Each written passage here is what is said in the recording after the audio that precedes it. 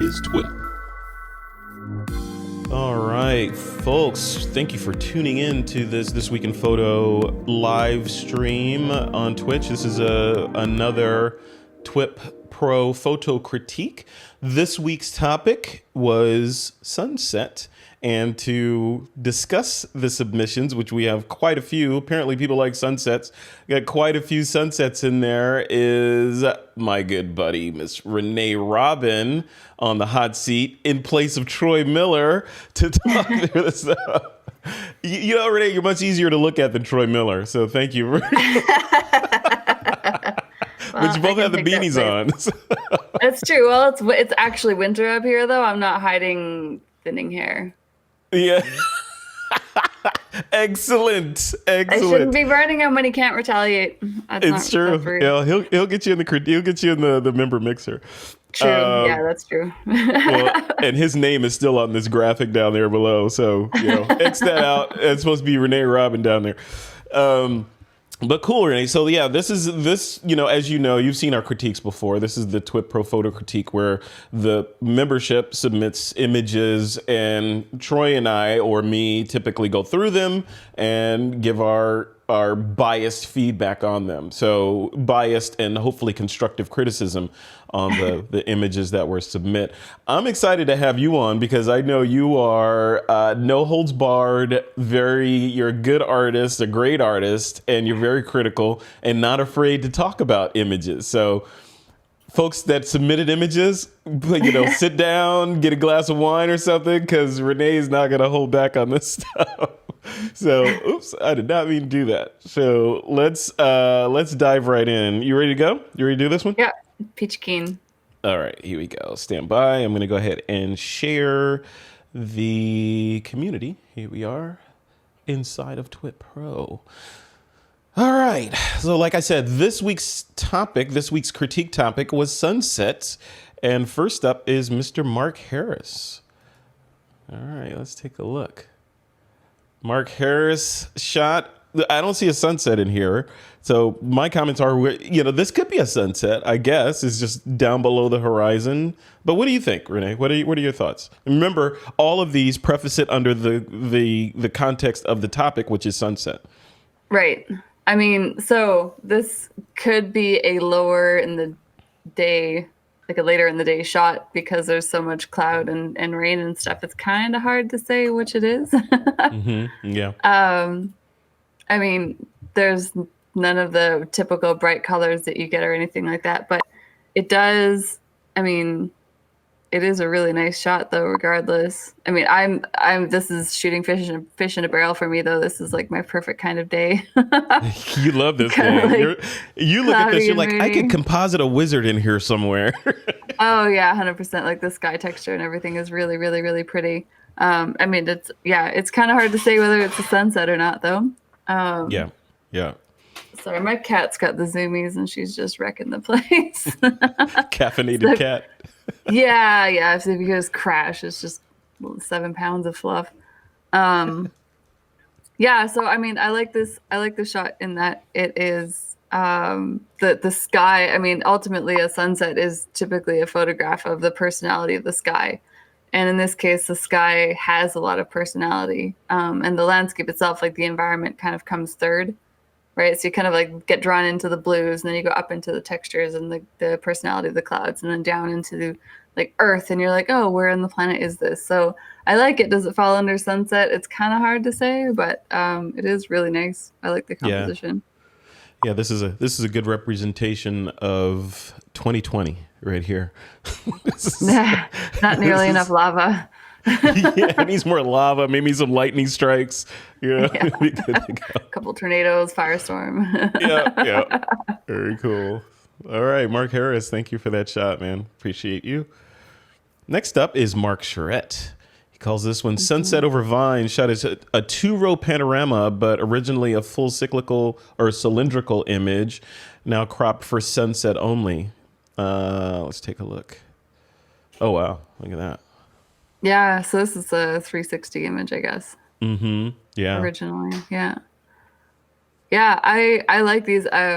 The only thing that I always watch out for is the haloing that comes around the trees, especially with HDR images like this. You get this kind of glow, where Mm-hmm. the computer is trying to figure out like what is what. So these everything gets a bit of a halo. So you might want to turn down the HDR effects a little bit. I don't know if it would translate the same though in a 360 image though. I don't know enough about it.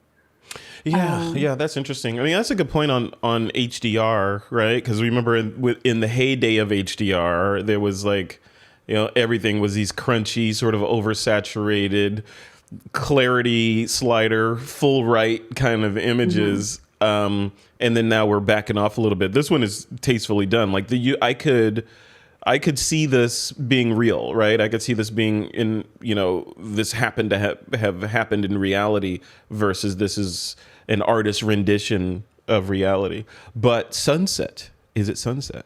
Or is it, this topic of this one should have been sunset/sunrise, right? But, but Yeah, sun on the horizon. yeah. I mean, I love the colors for that. I typically don't like magentas very much, but in a sunset experience, they do look quite nice. Yeah. So, I mean, yeah, it's the biggest thing is just the halos. There's a little bit of shadowing going across the trees in the far left corner as well, where the green kind of turns into a black. Mm-hmm. Yeah, down Yeah, in over there. here. So I would, Yeah. yeah, and to the right of it there, the I next mean, grove, yeah. Yeah, yeah. so and then keep following that horizon line, like follow the tops of the trees. Yeah, Yep. keep going, keep going, keep going, and then down. See how there's like that darkness there. Uh-huh. Oh, So here. over processing can create that sometimes. So you Oh. just want to like dial that back a tiny, tiny little bit. Yeah, depending on the file size, these have got to be some massive files because it's like a Right, true exactly. So the other yeah. thing we're dealing with is compression on the internet. So as you're like, maybe it's fine actually. Yeah. Yeah, and Yeah. Mighty Networks is the where we're showing this image from is notorious for taking a sledgehammer to images, Right. in Yeah. its compression. So cool. Thank you, Mark Charette, aka WorkPix 360. Raphael Timbergeek Swift, he says, "You live in the woods, the sky just lit up with fire, and you'll never get to the foreground before it fades. Go abstract." Yeah. All right, let's take a look. This is an abstract shot. Yeah, that's cool. So abstract sunset. Yeah, I don't think there's enough abstract photography done. Like it's not my favorite genre, but it's always refreshing when I see it because it's like, oh yeah, something that wasn't taken literally.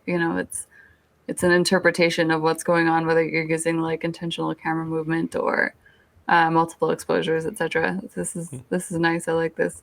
Yeah, yeah, I agree. There's like the we're hyper focused, or a lot of photographers, especially beginner photographers, are hyper focused on literal, right? It's got to be crisp, it's got to be tack sharp, it's got to be, processed correctly, all this stuff. And the other side of that equation is blurry, shaky camera, cinema verite, just kind of using the camera as a paintbrush. And that's what Raphael did here. It looks really cool. This is terrifying from a California guy perspective.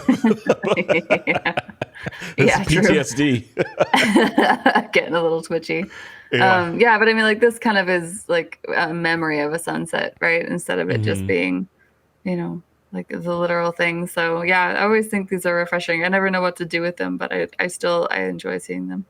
Yeah, yeah, for sure. I always think of these as like gallery shots or part of sets. Like Yeah, this could be like a triptych, well, each one of them having kind of a slightly different feel or color yeah, palette. But yeah, yeah, totally. very cool.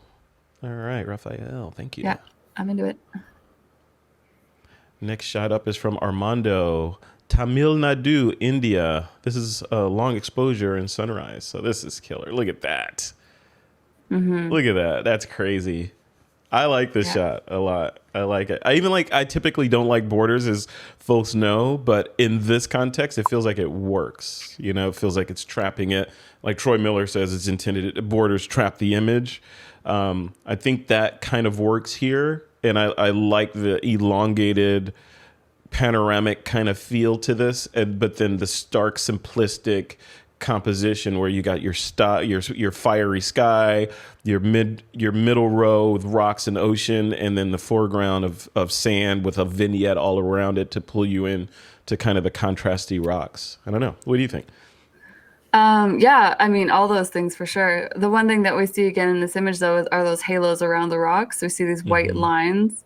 Again, that comes from overprocessing. So, maybe if this is a multiple exposure, because you can do a multiple exposure panoramic instead of trying to like crunch it all into one image. There's ways that you can get a really nice, even HDR shot that isn't overprocessed and then increasing contrast after, as opposed to trying to increase the contrast all in one step with the HDR processing. So I would definitely be mindful of the halos there. But Okay. I mean, otherwise it's really beautiful. But what the halos do, though, is they create these pure white spots in the image. Whereas if this is a sunrise, they wouldn't necessarily be blown.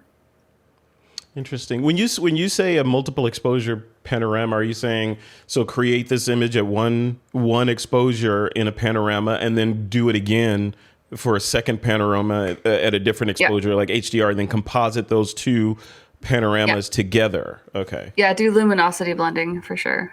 Okay. You would do the panorama, the long exposure at one setting, and then do it again at another, and then bring it in and do luminosity blending to bring it together really nicely, and then add your contrast afterwards. So Got it.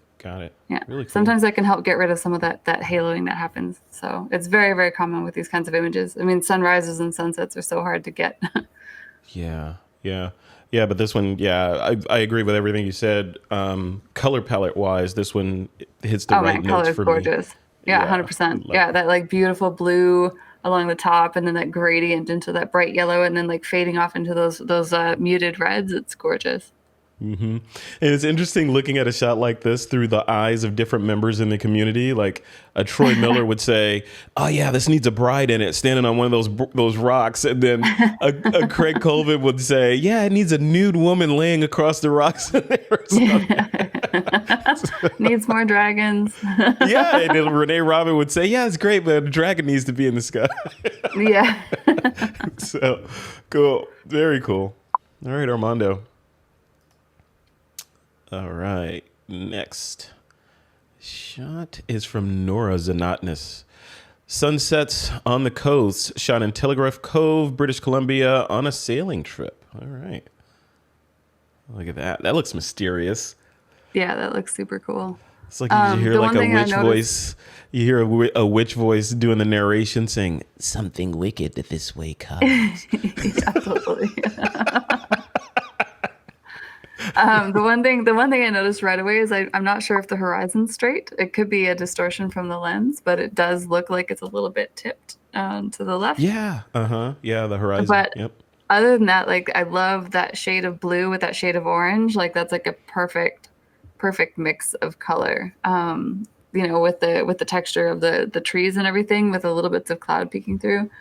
I really, really like that. I mean, I might like trim up a little bit of the pure black on the bottom, like crop it up just a little bit.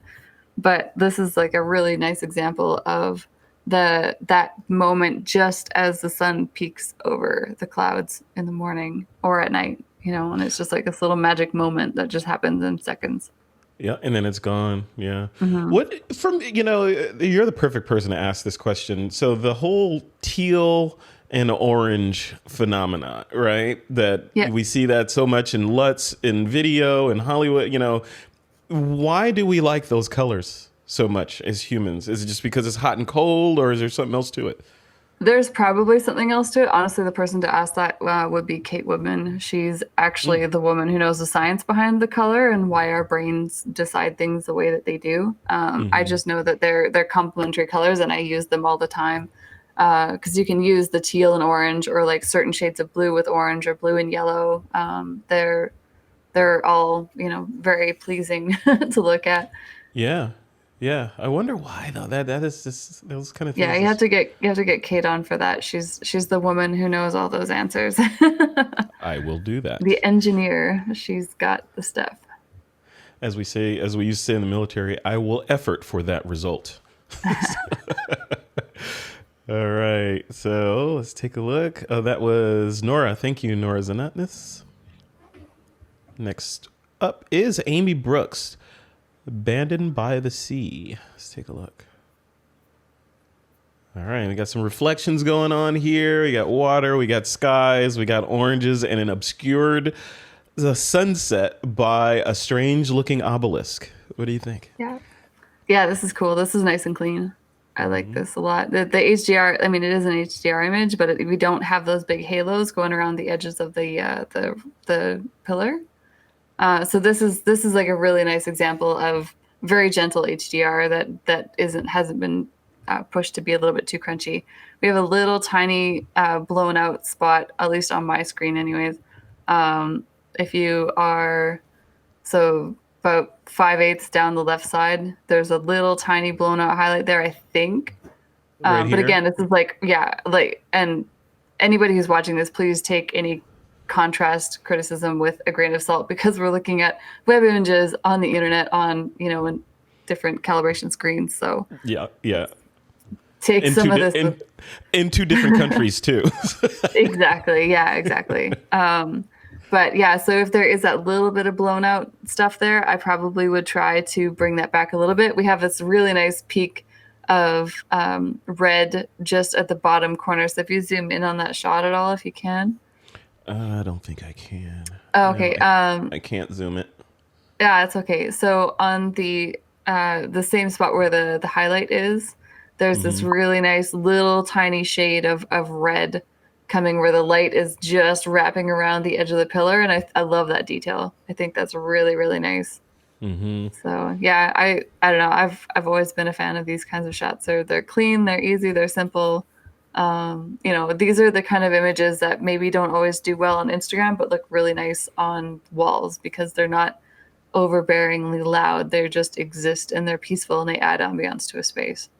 I like that. Those are like life words right there. You don't have to be overbearingly loud. You can just exist. I love that. Yeah, but on Instagram you have to be overbearingly loud. But when it comes to selling larger prints for spaces, overbearing doesn't work. Doesn't work. Very cool. And she wasn't afraid to, backlight this either. So our subject here is silhouetted, but there's still detail in there. So that's it's an really cool. HDR shot for sure. I mean, even if it's a single frame, right? Pulling up the shadows and everything. But yeah, I like it. You know what I often say this in a lot of the critiques is this shot, definitely not. But my brain just looks for, I'm looking for symmetry in this shot. So I see that our subject is slightly off to the right there, which I think is fine. I think it adds interest, not having it dead center. So I think that was definitely intentional by the artist. But then also I'm looking at it from the perspective of size. And I don't have anything in this shot to give me, for the most part, I can't really tell how big that thing is, right? Yeah. I feel like it's big, but it could be, it could be small. And that adds, tension, I think, to the shot, because just a little bit, your brain is kind of like, what is that big? Is that little? Or, but it's, I don't know.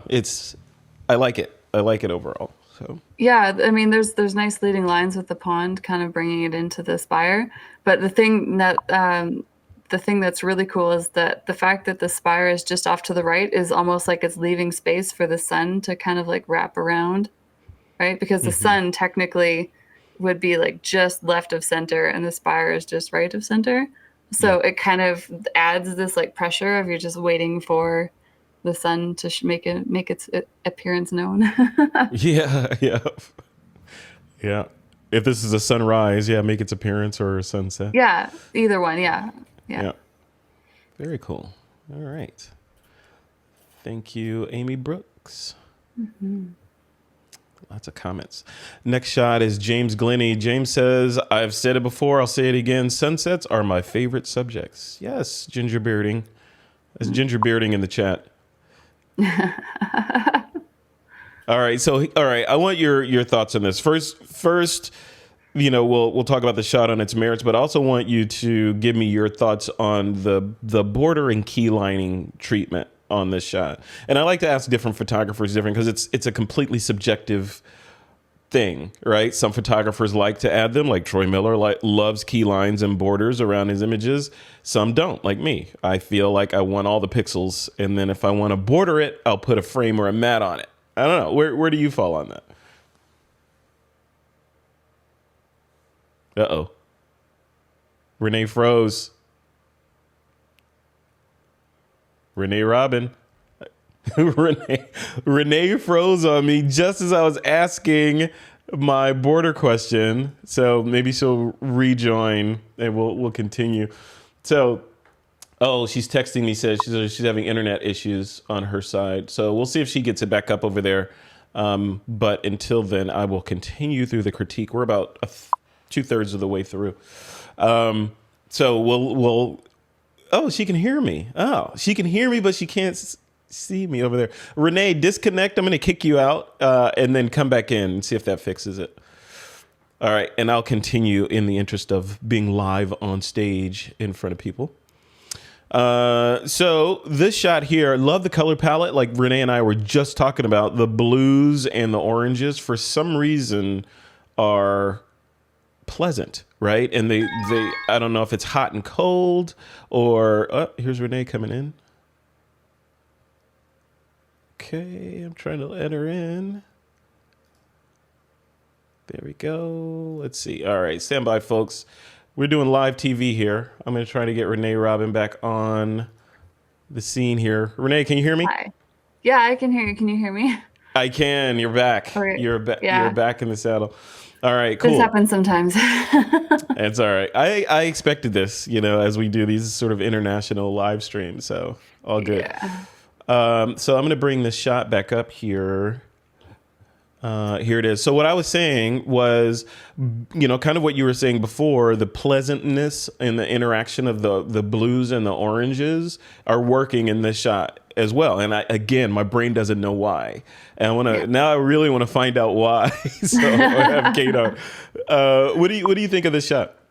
Yeah, I mean, I really like it. To touch on what we were talking about with borders, sometimes borders don't work very well, and in this case it kind of does, because it ties in the pure black silhouettes of the trees and the sea-doo and what looks like a pier or something out there.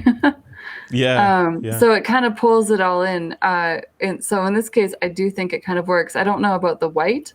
The white actually kind of maybe like separates the black, so it's not just like bleeding into this whole, all of the surroundings. But I mean, the rainbow of the sky is awesome. I mean, you have almost the whole rainbow in there. It's really, really cool. Yeah. It's very peaceful. It reminds me of home. Oh, look at that. Yeah. Shots like this, I feel like I want to see it longer, like oblong. Like I want to see, for some reason, I want it like maybe even twice as long as this, so I could see that expanse of sky and those beautiful clouds in there. And then these foreground elements in here, like this thing, because I don't know what they are, I'd probably just content aware the heck out of those guys and take them away, because I don't know what they are. So they're distracting me from what I think the main subject is the interplay of the sky and the sky's reflection on the water. This border here, again, so when you got cut off, I was asking about your thoughts on key lines and borders. Where do you fall on that? I mean, like I said, I'm pretty ambivalent. I'm not like I don't really have a strong opinion one way or the other. I don't print for competition. So, yeah. I mean, it's kind of hard for me to say like, yeah, this is the way it's supposed to be. I'm like, I don't know. But personal preference. There's no supposed to be, right? In art, there's no supposed to be that way. It's like your personal preference. Yeah, I mean, my early work, I put borders on very thin, very, very slight black border, just because I wanted my artwork looks best in a darker environment, I find. And so I wanted to kind of create that darker environment for the image to sit in on social media. But now I don't bother. So. All right, we'll leave it right there. Yeah, I'm not helpful in this debate at all. All right. And I'm not anti-border for sure. Just to be clear, I'm anti-border on every print as a rule. That's where I draw the line. I think it's a tool, and You use it Yeah, if you're gonna sparingly when print needed. it, put a matte on instead for sure. Yes. Yeah. Oh, Yeah. yeah, for sure. If you're printing, ixnay on the order base, right? Just, Yeah, yeah. just, let the artist the matting artist do their thing when they get the print and they mat it and frame it. That's where they come Yeah, in. exactly. I mean, like framing and matting is its own art form. Yeah. So let them do the thing that they're good at. And if they tell you no Right. borders, then leave it alone. I sliced off a bit of my left index finger matting, Oh, nice work. and it grew back because I have amphibian DNA in me. That's All what happened to right. you in the army. That's what happened. And it was Air Force, kid. Get it right. Not bad. Mistakes. I won't make those mistakes again. Yeah, I know how don't make sensitive the y'all get mistake. about that.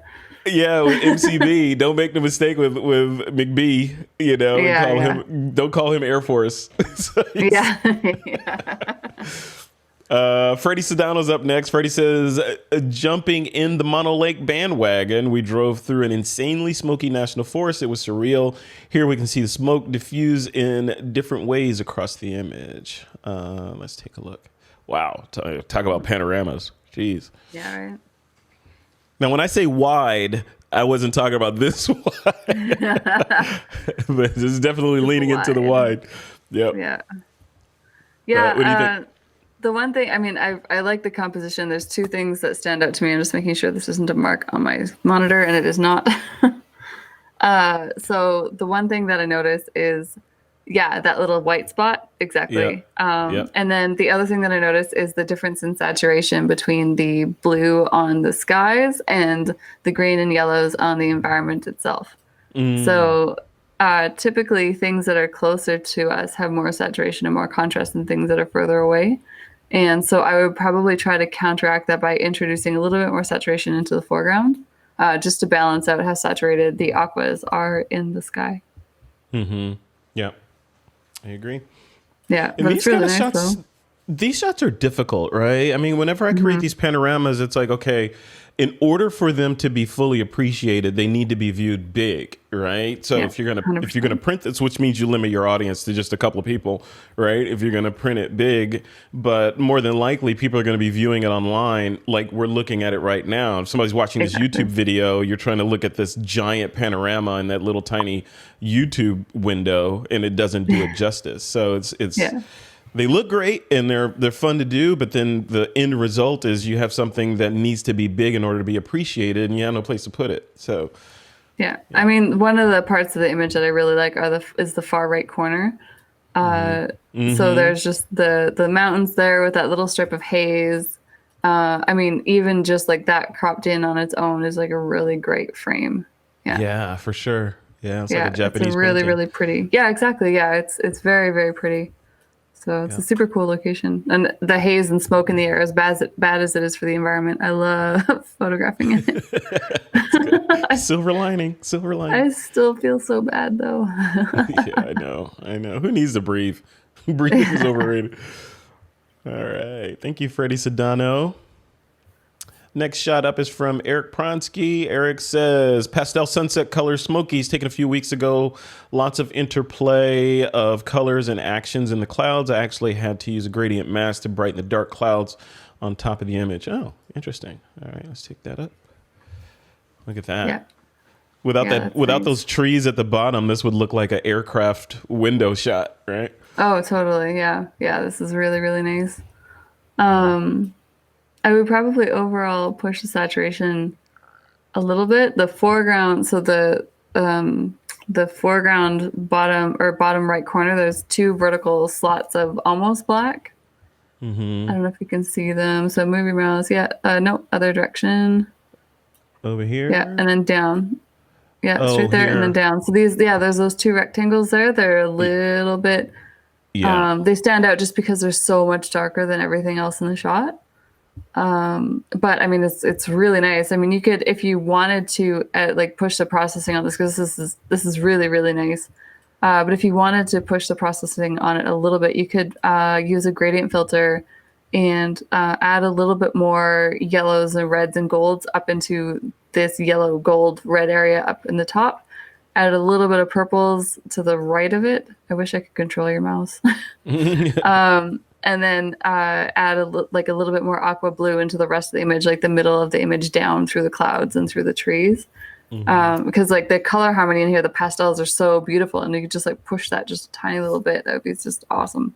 Yeah, yeah, Yeah, This it's is really, really definitely, nice though. Those are the clouds of envy. Those are the clouds I look for. Those are gorgeous. yeah, yeah. Yeah. You got to hike. You got to hike to get these clouds. Yeah, I can. I'm That's too really cool. broken. Yeah.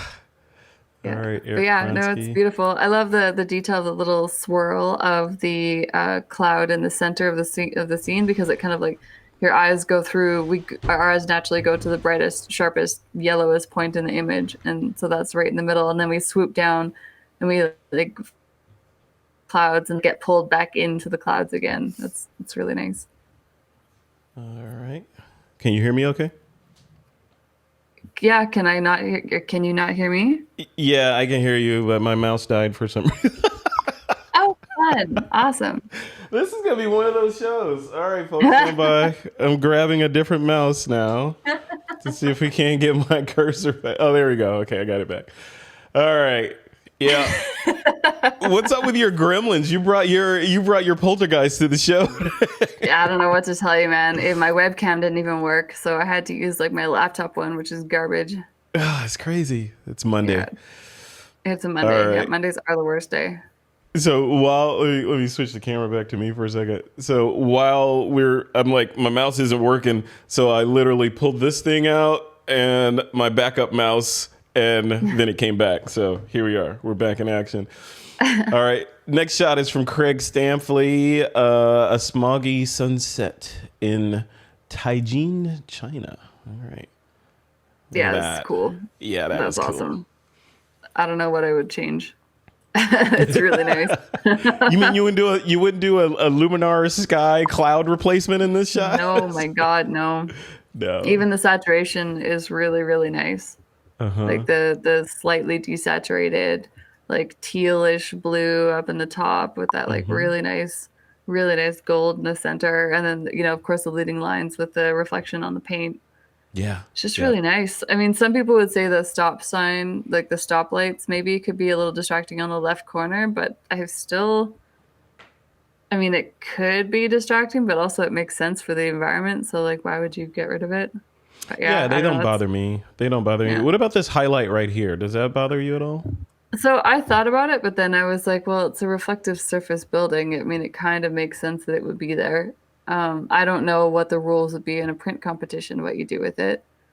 But I mean, it also kind of makes a nice pairing because then you have the sun and its reflection, then you have 2 green lights and 2 red lights.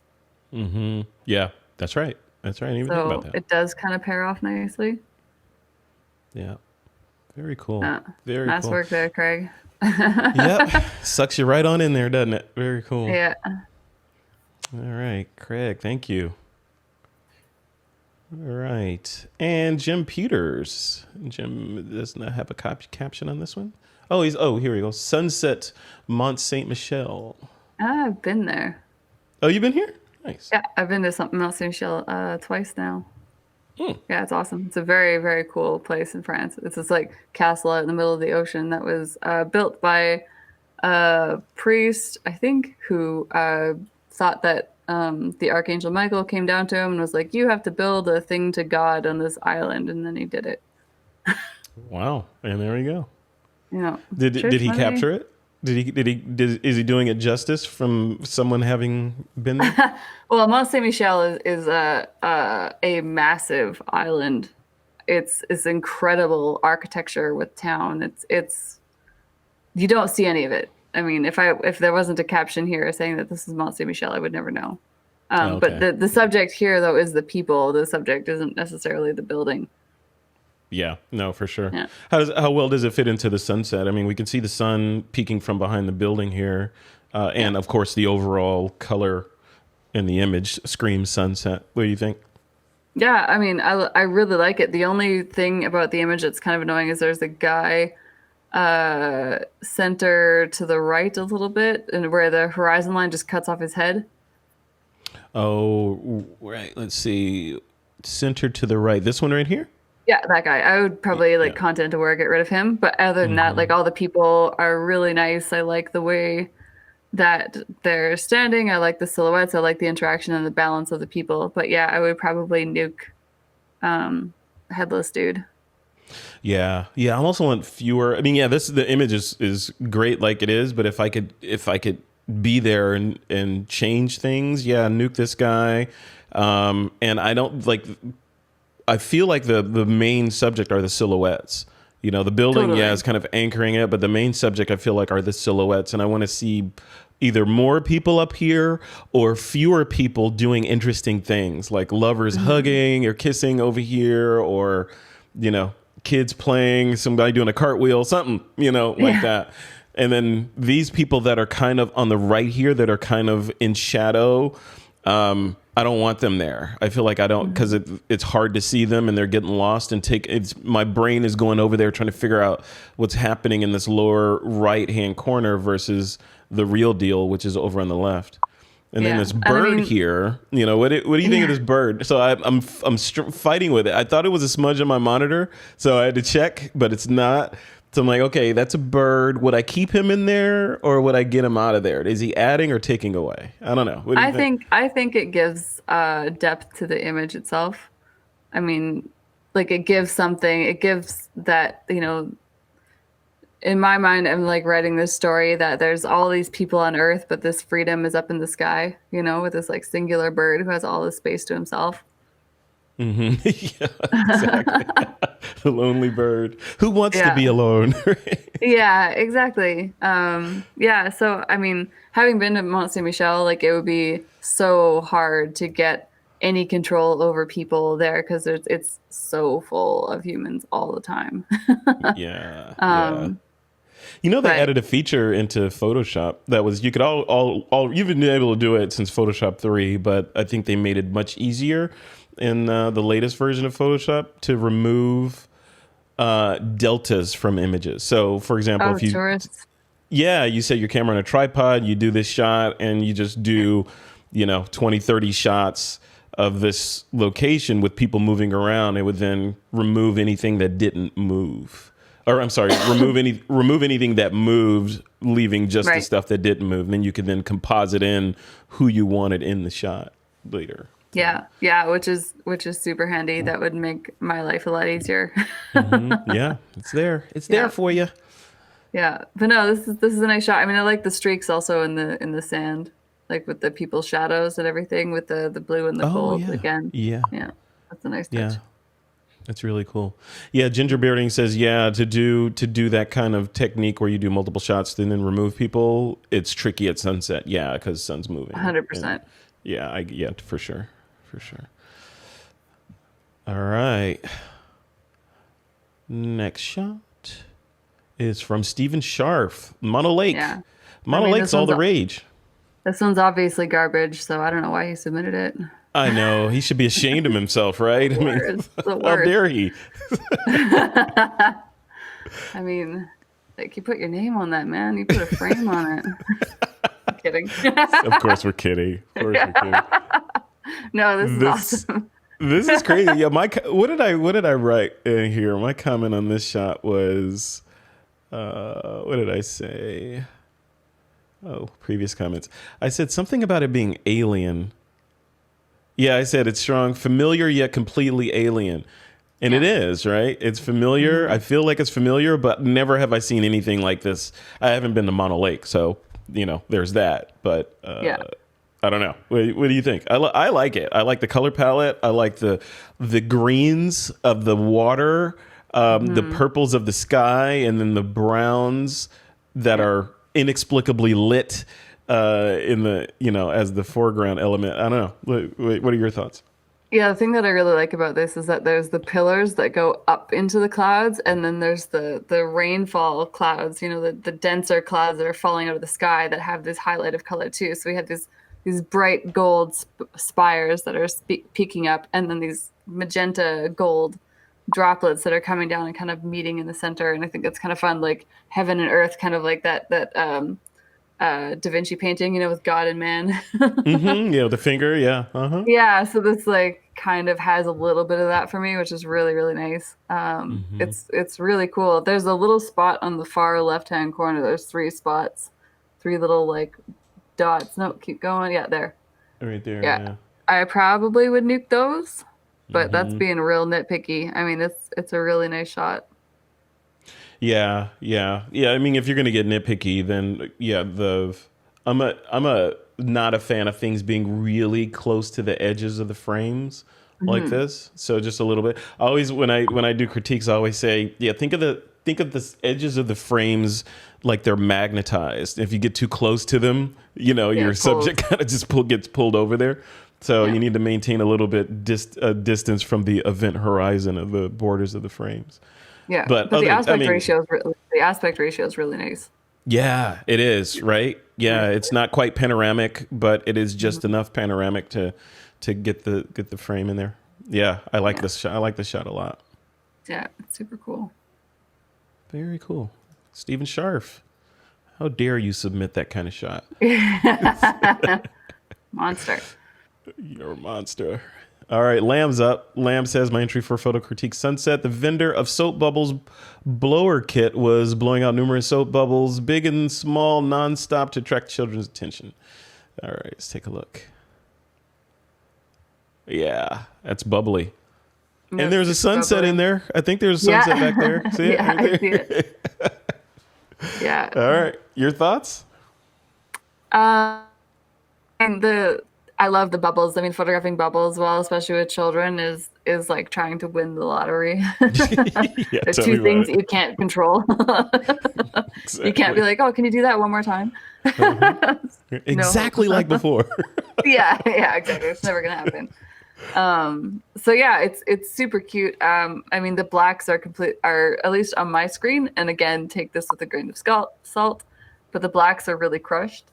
And maybe this feels like it either wants to be a silhouette or it wants to have more detail in the shadows, but it's in this like funky space in the middle. Um, so like the other image that we were looking at Mont Saint Michel was very clearly silhouette shots, right? Yeah. Whereas this one here, we have his bright yellow jacket, but then everything else around it is quite dark. And I don't know if it's just compression. It might not look like that on Lamb's screen. So, but on my end, it just feels like there's like a conflict there of not really being sure. But the leading lines of the bubbles are great, and like the kid right in the center, like this swoop of bubbles coming in, and like the large bubble right over the screen. I mean, it pulls your eyes into this like the little kid just having a blast, and that's really Mm-hmm. cool. Yeah, yeah, for sure. And Mark Charette says, or WorkPix360 says, did you notice that the far right bubble looks like a face with eyes? You see Yeah, it? yeah, totally. Mark, that's how your brain works, man. I don't know. Yeah, there's That's like a little cool. happy face too. There's a little like tiny smile. Do you see it? Yeah, yeah, Yeah, yeah. Yeah, that's right. Yeah, it's got a little smile right there. Yeah, right yeah. there. Very Yeah, it's cool. cute. I always wonder with these kind of images what they would look like if you tried laying on the ground and taking the same shot, Mm. right? Because then what would happen is then it would turn into a silhouette because the kid would be like the sun would be right in front of the kid, so it would get quite dark, and then you would clean up your horizon lines so that you would have like little parts of people and then all these bubbles falling to the ground because they do fall mostly, right? So if you Mm-hmm. catch them as they're coming down with this little kid, I think that would be really, really fun. Yeah. Yep. But you got to lay on the public beach on the ground, and maybe you don't want to do that. You maybe don't want to do that. Depending on the beach. Depending on the beach. Depending on the beach, for sure. All right, Lamb. Thank you. All right. Next up is Karen Sweeney. Beams of approval on windmills. All right. Look at that. Yeah. There's those. That's that yellow and blue. Mm-hmm. Yeah. Yeah. It's a trend. Yeah, a tasty yellow and blue. I mean, with sunsets, it's kind of your formula. looking at it, I see. So when I look at this, I'm thinking, what's the subject? Obviously, I'm looking at the point of most contrast, which is the windmills, I think. And then I go over to the right. I kind of go up and I look at the sunbeams coming through. I'm like, okay, yeah, that's cool. And then I look to the right and I see those power lines over there. I'm like, should those be in there? Are they part of the story? Would I have lost those? You know, Yeah. or maybe cropped up a little bit to lose some of the foliage at the bottom to put more emphasis on the silhouette of the windmills and the sky. I don't know. That's where I go with this. What do you think? Yeah, I mean, the image is definitely a little bit cluttered. It's hard to see like exactly which subject the artist is going for here. I mean, I do like in the foliage there's like a mist or a fog or something. So it's not just this Yeah. block of darkness, you know. So there's this the silhouettes of the branches with this lighter material of, you know, atmospheric something going on. And I think that is like a really nice detail, and we don't see that a lot in sunsets because typically we get either really HDR or we get silhouettes. And so having nature kind of deliver some kind of foggy something to break up that foliage is quite nice, because it allows for the depth to happen. So the foreground pieces are the trees with that building, and then there's obviously a large space in between those foreground elements, and then the middle hill where the wheels are, the windmills. Yeah. And so that kind of makes it feel further away, even though the image is quite compressed. But Yeah. I'm not sure if I would have kept the power lines in. Yeah, I probably would have nuked those. Yeah, nuke the power lines, punch in a little bit closer. Our heroes of the shot, I feel like, if you're gonna make the hero of the shot the windmills, then punch in, get rid of because the high frequency foliage in the foreground is taking away from the dramatic sky and the cool silhouetted windmills. I think the story here is the windmills and the sky, and all else are bit players in this shot. Yep. So. Yep. Very cool. All right. And that was Karen Sweeney. Thank you, Karen. And Karen, I hope you're feeling better. Next shot up is from Craig Colvin, Endless Summer. All right. Look at that. Look at that leaning into hot spots. That's somebody that doesn't care about a hot spot. Yeah, exactly. All right. I mean, what do you think? I mean, the blown out hot spot that isn't the shape of the sun is obviously distracting. But I mean, I like the pose of the subject. I like they're moving towards it. I like that everything's kind of pulling your eye towards the hot spot of the sun. But yeah, it's hard with that one glowing hot spot above it. That definitely makes it a little more tricky. Yeah. But I love this. I love the silhouette of the surfer. So if you're 100%. The whole thing obviously is a creative decision. He's got the silhouette of the surfer. He's got, you know, the foreground element, which is that bottom ground, and then the sky with the sun in there. I think there's another shot in here. Like if you were to just crop out that left side completely and 100%. just keep our surfer in there, maybe even go vertical so that, you know, really high sky with our surfer at the bottom. That would have been. That would look awesome. That would look awesome. Yeah. Really super, cool. super cool. And then just try to unify a little bit your color palette in your yellows. So just like try to balance out your saturation a little bit in the sky, especially if you're going to crop it vertically. Just do like a color gradient or something and just try to even that out a tiny, tiny little bit. That would look awesome. Look really good. Yeah. In Craig's defense, though, if he did do that crop, then it wouldn't fit the subject for this particular critique. I mean, you could say it's because it is a sunset. It is a sunset. Yeah, you're right. Yeah, it is a sunset. Yeah, I mean, you can even crop it horizontally in like a pano and just like crop underneath the sun. Yeah, that's right. You do that, right? And then you'd have that little hot spot in the exactly. You'd have that little hot spot in the water, and that would still work. I'm actually happy that, you know, you would see a lot of these kinds of shots where they'd put the surfer person where the hot spot on the ocean is, so that they're silhouetted by that. And he didn't fall for that. He just, you know, went this direction. I that's an Instagram thing to do, so don't do it. Right. Don't be that person. Yeah, yeah. Trevor in the chat says you could also crop the sun for a long panorama. Yeah, yeah, exactly. Yeah, that's what I was thinking. It's just saying, yeah. Yeah, for sure. And if you did that, if you cropped the sun like around right here, you probably want to lose a little bit of this dark abyss at the bottom too, right? Yeah, 100%. Yep. Very cool. Thank you, Craig Colvin. And Michael Rhino. My entry for the Sunset Critique, this photo taken during a February 2020 evening at Port Orford along the Oregon coast. Yeah, that's pretty. Yeah, it's really nice. Yeah, we are getting that haloing again though with the HDR. I can see it really well on this one. Yeah, like right there, right around the edge. Yeah. And how do you get rid of that again? What's the recipe? Make your remedy? HDR less crunchy. Just like turn it back a little bit. Yeah. Because I mean the other thing that you can fix this manually, but it is a lot of work. One way you can do it is by using frequency separation and then just going in pixel by pixel and just like cleaning that up. But it's tons of work. So the main workaround is if you're bracketing, if you're shooting multiple exposures and then you're doing exposure blending, just like turn it back just a little bit. You can turn this down. I mean, also the other thing that could do this is turning up the clarity slider a little bit too much. That can also create that little bit of a haloing. Yeah. But this is super common with HDR images. So it takes a lot of years and a lot of practice to like get the fine point figured out for what works best for your camera and for the type of photography that you like to do. But man, like these colors and the composition is sweet. Yeah. And here we go with the orange the orange and teal look again, right? So 100%.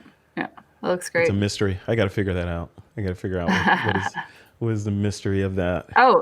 There is a book called by Joseph Albers called The Science of Color, I think. Hold on.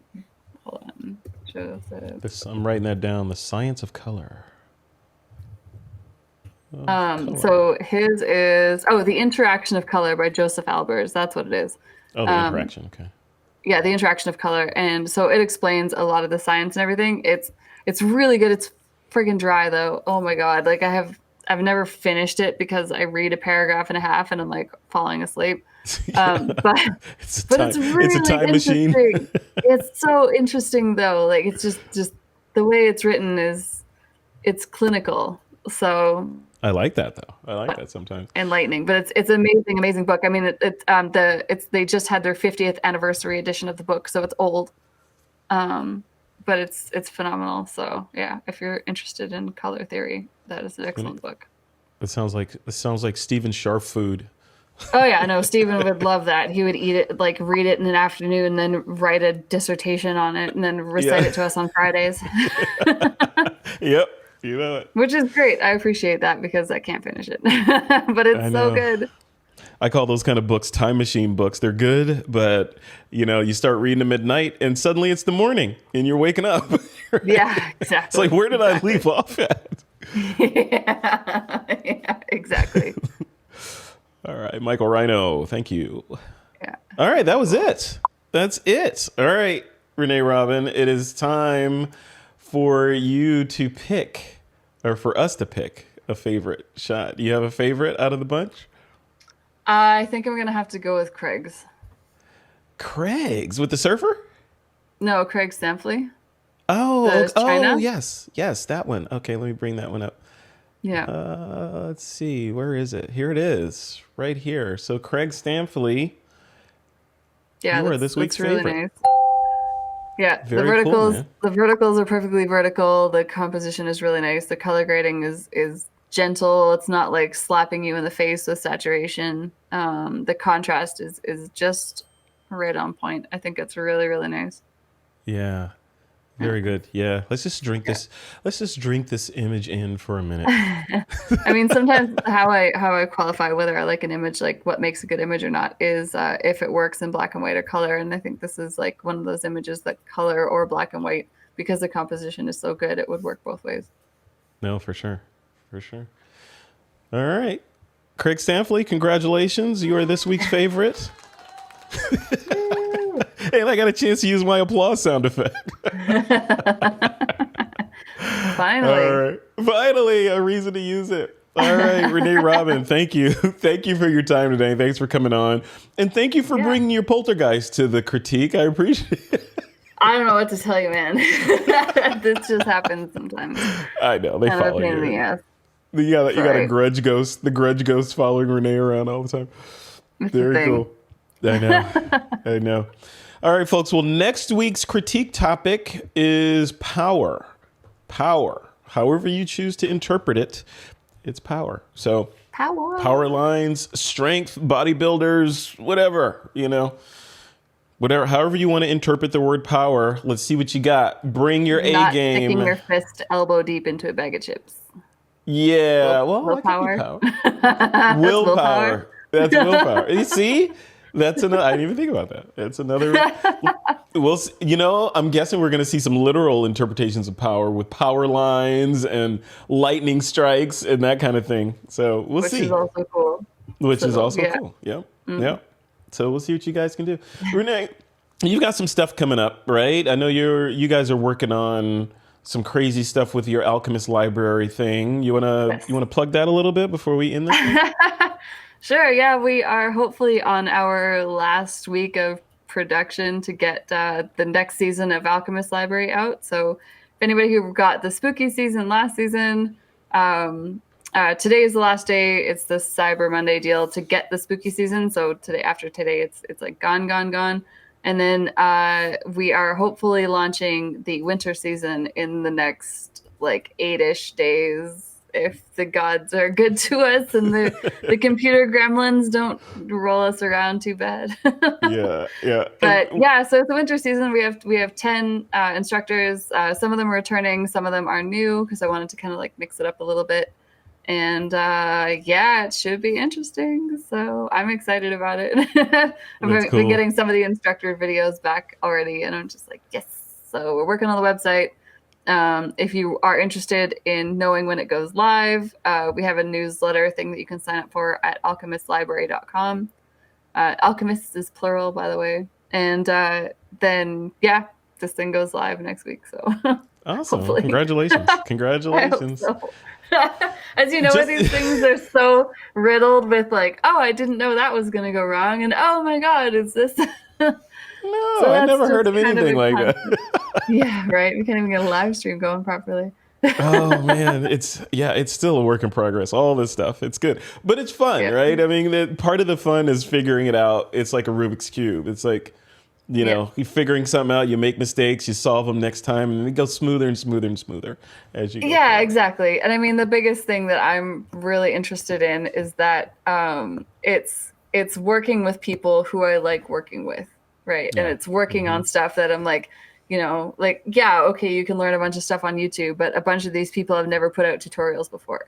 They've never put out education for anyone. And like, they said yes to my stupid idea. And so that's really great. And there's some crazy work in there too. It's ridiculously crazy. At least in the last edition, I haven't seen the new one. What's the kind of theme of the new one? The last one was spooky because it was around Halloween. What's the next one? Yeah. This one is winter, and I just left it like super open-ended. Some people are doing stuff like a little bit more Christmassy themed. Some people are doing. We have one costume designer again, like last time, but a different one. So she's making something for this as well. It's super open-ended. One guy, he turned a city scene that was not winter into a winter scene. So that'll be interesting. But. It'll be.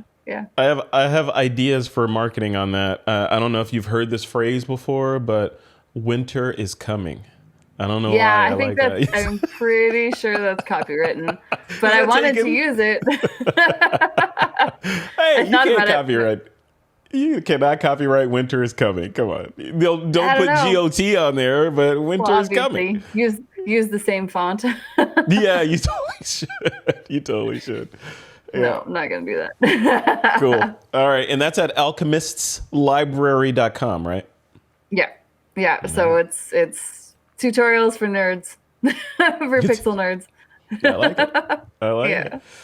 All right, Renee Robin, thank you for lending your critical eye to this week's critique. It's been a pleasure. Thanks for having me on. much, like I said, much better looking than Troy Miller. It's so much better.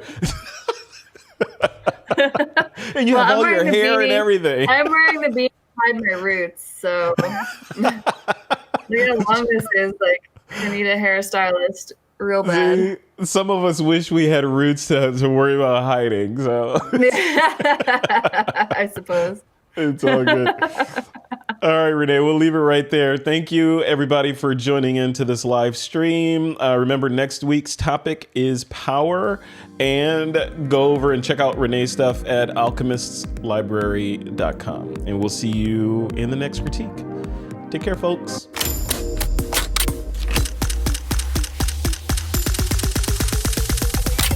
This is TWiP.